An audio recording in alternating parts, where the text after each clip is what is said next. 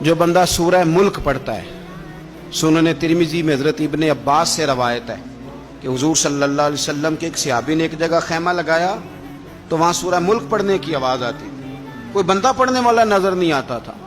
جب حضور کی بارگاہ میں عرض کیا تو فرمایا وہاں قبر تھی اور قبر کے اندر بیٹھ کے میرا صحابی سورہ ملک کی تلاوت کر رہا تھا۔ اگر ہمیں خسرہ نمبر یاد ہو جاتا ہے نا اپنی جگہ کا، اور ہمیں پتہ ہوتا ہے کہ میرے والا حصہ کتنے کروڑ کا ہے، اگر ساری کہانیاں ہمیں یاد ہوتی ہیں تو سورہ ملک بھی ہمیں یاد ہو سکتی ہے۔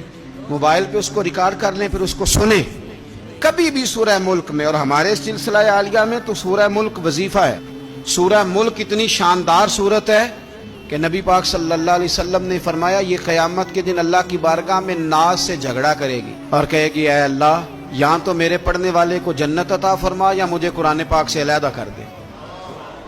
تو رب کریم پھر اپنے فضل سے پڑھنے والے کو جنت عطا کرے۔